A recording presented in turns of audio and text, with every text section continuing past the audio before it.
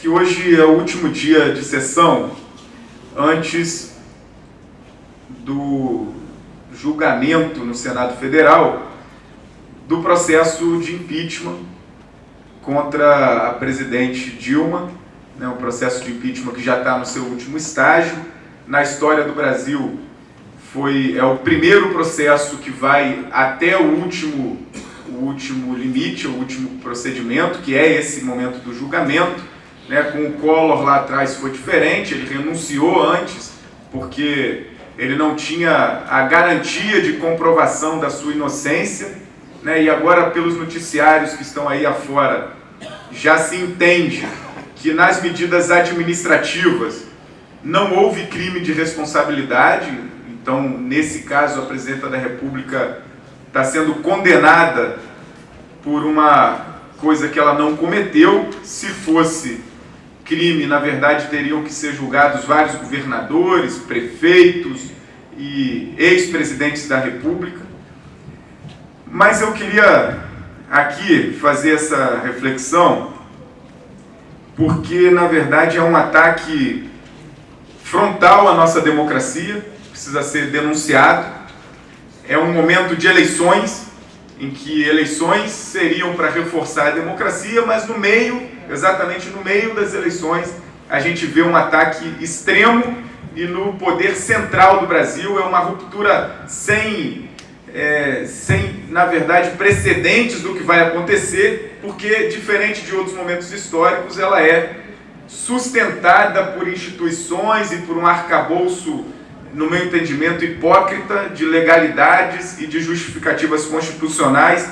É uma maneira de criar artifícios de uma elite parlamentar confusa, dúbia, fisiológica, despolitizada, que quer tomar de assalto o poder central no país, sem a couraça e a carcaça de um golpe pautado pelas armas ou por outras medidas mais bruscas. Então eles se disfarçam de uma medida democrática por estar partindo de um movimento parlamentar. Então é um movimento parlamentar sustentado por um movimento midiático, por campanhas de difamação e que tem de pano de fundo a hipocrisia de se combater a corrupção nas estruturas políticas do Brasil.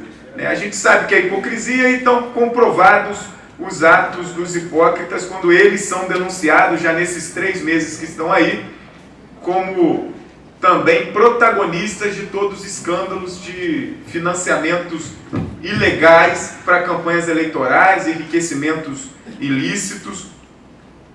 Mas além do ataque à democracia, é um ataque aos direitos sociais. E por que eu acho fundamental a gente denunciar aqui esse golpe e denunciar esse golpe no meio de uma eleição municipal em que todos nós estamos discutindo o município? É porque quem não faz essa denúncia e esse debate não pode depois dizer que defende para Macaé avanços sociais, e os principais avanços sociais nos últimos anos para a cidade foram pautados nos investimentos em habitação popular, pelo PAC, pelo Minha Casa Minha Vida, e investimentos na formação dos universitários com os programas de expansão como o Reúne e o ProUni, que garantem o acesso da juventude, em especial a juventude mais pobre e do interior do país, um avanço desses últimos anos. Isso vai ser revisto, já está sendo revisto e já está anunciado por esse governo ilegítimo que não ganhou a eleição no voto, que é o governo liderado pelo Michel Temer e pelo PSDB, pelo PMDB e pelo Democratas e seus aliados, que assim como no Paraguai, com o Fernando Lugo, com em Honduras, há uma couraça de legalidade, mas no final o ataque, eu vou concluindo, o ataque ele é duro à democracia e ele é duro a todos nós que atuamos na política e acreditamos que a política deve ser o espaço de transformação da vida da gente. Porque criminaliza a política, criminaliza os partidos políticos e desmoraliza qualquer debate a favor da população mais pobre, porque também criminaliza as políticas sociais. E eu vou dar alguns dados para concluir, presidente. Queria te pedir esse 1 minuto de tolerância, porque o próprio presidente interino, o Temer, ele diz que serão necessárias medidas impopulares para manter os ajustes da economia. E essas medidas impopulares já estão anunciadas, 45% nos cortes da educação, anunciados já por esse governo, e em Macaé isso vai diretamente no investimento na UF, na UFRJ, na Universidade Pública, no IFE, que é a antiga escola técnica. Então isso diz respeito à interiorização e o direito da nossa juventude a estudar. A saúde, que o SUS não pode ser mais um direito pleno, isso foi dito pelo ministro da Saúde. Os investimentos no PAC que estão deixando de acontecer, um ajuste fiscal estarrecedor, que por uma lógica econômica equivocada, continuam fingindo que as coisas não estão acontecendo. Então, se o discurso era para diminuir a inflação, é mentira, porque o governo do Temer, aliado de todos esses, mantém a inflação ainda bem acima das metas. A taxa Selic, que deveria diminuir para fomentar emprego, desenvolvimento e tudo mais, não se alterou nesse tempo de governo Temer. Os spreads bancários e os lucros dos bancos continuam batendo recordes após recordes nesses meses de governo golpista do Temer. O desemprego continua crescendo, apesar de, no período das Olimpíadas, deixarem de falar sobre isso.